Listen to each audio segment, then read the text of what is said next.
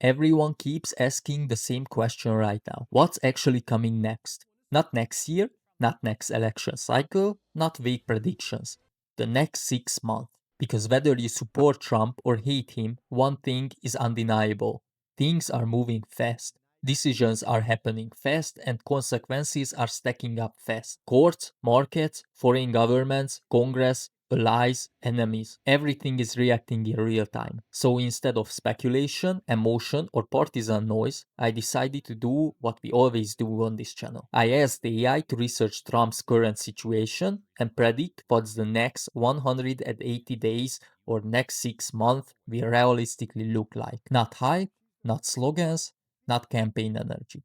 Just probability, pressure points, and power dynamics. And trust me, you're going to want to stay until the end because the final judgment is probably not what either side wants to hear. But before we get into it, make sure you subscribe to the channel and turn on notifications. New AI analysis videos every week, and this channel is just getting started. Alright, let's get into the prompt I used. Write a single, clear response in normal everyday language without bullet points or lists. First, research recent reliable reporting from the last 30 to 60 days about President Donald Trump current agenda approvals, major policy moves, key constraints like courts, Congress, allies, markets, and the biggest active risks of flashpoints. Then predict the most likely developments in the next 180 days across the economy, immigration, foreign policy, and domestic politics. For each area, give a clear, most likely outcome, one upside scenario and one downside scenario with rough probability ranges. Avoid technical jargon, partisan language, or moral opinions. Be explicit about what is known versus what is uncertain. Finish with a clear overall judgment about what the next 180 days probably look like and what could change that fast. And this was the AI's response. Based on the most recent reporting, what is reasonably known, as opposed to inferred, is that Trump's agenda is still being driven heavily from the executive branch with a mix of aggressive immigration enforcement, tariff threats, or tariff use as leverage, and high visibility foreign policy moves that have tested allies and moved markets. At the same time, his room to maneuver is being actively constrained by courts, which are blocking or posing specific immigration rollbacks, by Congress, where funding deadlines and narrow margins create choke points, and by markets, which have reacted quickly to tariffs and Greenland related signals. This is a really important starting point because what the AI is saying here is that Trump has power but not freedom. Yes, he controls the executive branch. Yes, he can move fast.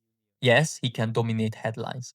But courts, Congress, and markets are acting as constant brakes. Every aggressive move creates resistance. Every escalation creates reaction. Every bold announcement triggers a legal or economic pushback. So instead of smooth momentum, what we are seeing is a cycle of push, resistant, adjustment, repeat. That does not mean nothing happens. It means everything happens with friction. Recent polling coverage also indicates approval is not strong and is not negative in several surveys, with particular weakness showing up around economic management and parts of immigration enforcement. Though exact top lines vary by poll and question wording, so the precise number is uncertain even if the direction, soft support and polarization, is fairly consistent. The biggest active risks or flashpoints that are repeatedly showing up in credible coverage are 1. A shutdown fight tied to Homeland Security, ICE funding after high-profile incidents. 2. Tariff escalation and retaliation risks that can hit precise and business confidence. And 3rd, ally friction tied to Greenland and broader transatlantic trust. And the 4th, a more volatile posture toward major overseas disputes that can swing quickly with events. This part sets up the danger zones. Notice how none of these risks are small. Government shutdown, tariff retaliation, allied backlash, foreign crisis. Each one of these alone can dominate news cycles for weeks. Together, they create a system that's permanently on edge. And the key detail here is not whether these events will happen, but that the probability is constantly elevated, which means uncertainty becomes permanent. Markets hate that. Allies hate that. Institutions hate that. And when uncertainty becomes normal, volatility becomes unavoidable. Looking ahead 180 days, roughly to late July 2025, 2026, here is the most defensible way to frame most likely upside or downside with rough probability ranges while being clear about uncertainty. On the economy, the most likely outcome, about 55 to 65%, is continued uneven growth with persistent price pressure from tariffs and policy uncertainty, and the Federal Reserve mostly holding steady near term while signaling it wants more proof inflation is cooling before cutting again. The upside, 20 to 30%, is that tariff threats settle into narrower deals or pauses, markets calm, and inflation eases enough for a couple of modest rate cuts that support consumer spending. The downside, 15 to 25%, is a sharper tariff and retaliation cycle that pushes up costs and hits business investment with tighter financial conditions and noticeable growth scare. This is a surprisingly balanced economic outlook. No crash predicted, no boom predicted, just pressure, slow growth, tariff-driven price tension, cautious central bank policy. In other words, an economy that moves forward but stiffly. The downside scenario is the scary one, a full tariff retaliation cycle that drives up prices, spooks markets, and freezes investment. That doesn't automatically cause recession, but it does increase instability very quickly. On immigration, the most likely outcome, 60 to 70%, is continued high enforcement intensity paired with steady streams of court fights that block or narrow specific actions, plus political brinkmanship in Congress over DHS ICE funding that creates periodic disruption even if a full, long shutdown is avoided. The upside,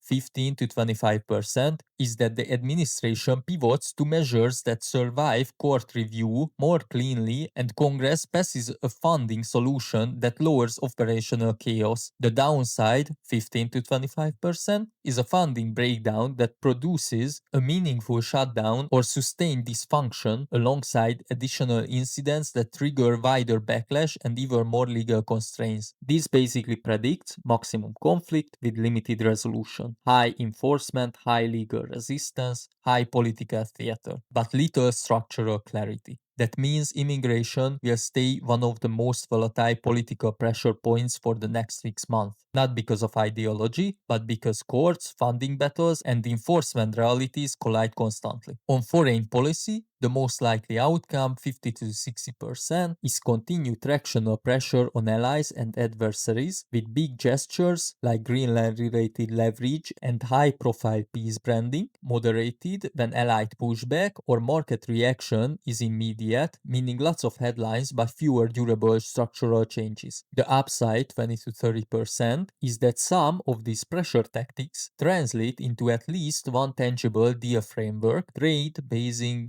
burden sharing, or a contained regional ceasefire arrangement that reduces near-term risk. The downside, 20 to 30%, is an avoidable escalation driven by miscalculation, either with an adversary testing limits or with allies coordinating to resist the US pressure, producing a faster deterioration in cooperation and higher odds of a crisis that forces a climb down or a costly standoff. This section is perfectly captures Trump's foreign policy style. High leverage, high pressure, high unpredictability. Sometimes that works. Sometimes it backfires. The risk here is miscalculation, because when multiple global actors are under pressure, mistakes multiply. On domestic politics, the most likely outcome, 55 to 65%, is ongoing polarization with no broad public rally effect, more governance by confrontation, including high-profile fights with large institutions and regulators, and recurring legislative hostage points around deadlines. The upside, 15 to 25%, is a period of calmer markets and fewer foreign policy shocks that lets the administration claim steadier results and reduces intra-party friction. The downside, 15 to 25%,